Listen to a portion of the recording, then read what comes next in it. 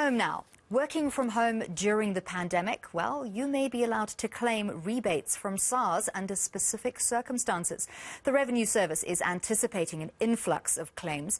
To discuss how and what to claim for, Elanie Nunez, an attorney at Tax Consulting SA, joins us now. Elanie, thank you very much for your time this morning. Can you tell us, before we get to the nitty-gritty of who and how we can claim for rebates, let's just talk firstly about tax coding. So freelancers have a different code, tax code, under which they claim.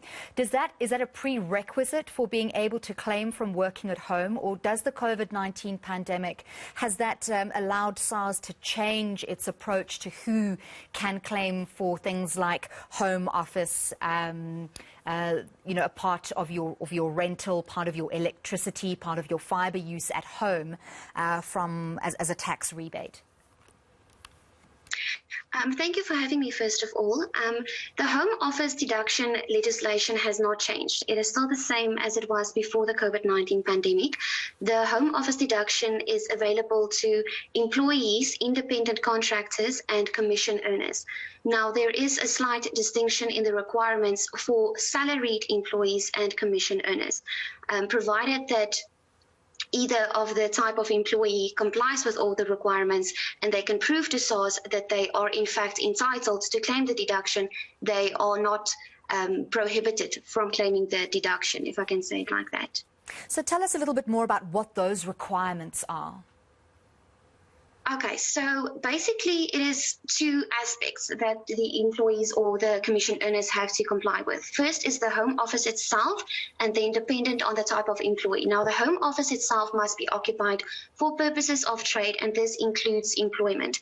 The home office must be specifically equipped for purposes of their trade. So depending on the type of employment that they have, the home office must be equipped with the necessary tools and equipment in order for them to perform their employment duties. The home office must then also be regularly and exclusively used. This means that the home office cannot be used every now and again. There must be a repeated pattern when they use the home office. And then the exclusivity requirement speaks to the fact that the home office cannot be used for more than one purpose. It can only be used for employment. So a dining room that serves as a home office during the day will not comply. And then finally, depending on the type of employee that they are, if they are a normal salaried employee, they must have been working from the home office for more than half of their working time. This means more than 50% of during the year of assessment they work from home.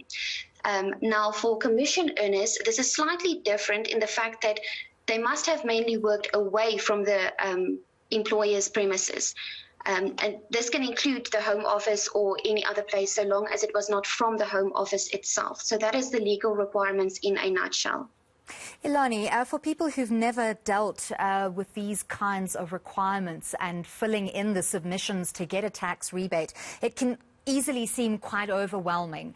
Is the process tailored to make it easy and accessible to people to claim rebates? Because the last thing you want to do is to have a process that's so laborious as to exclude people from a rebate that they are legally and fairly entitled to.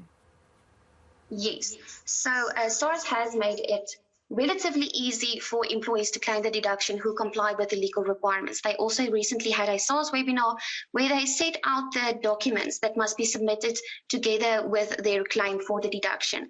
Now, the type of documents that they can submit is a letter from their employer confirming that they actually worked from home.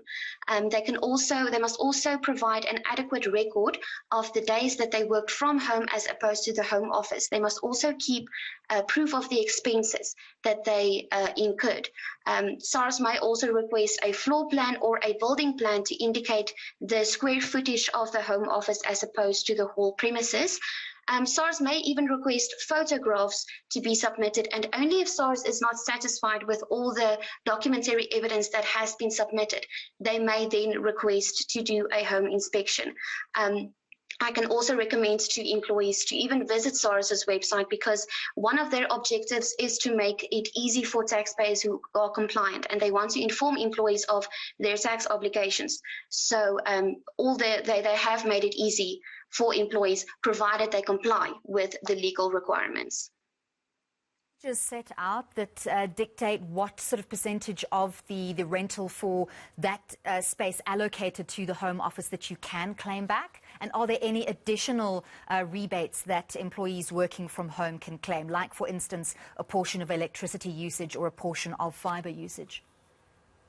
Yes, so the type of expenses that employees can claim is basically categorized in three categories.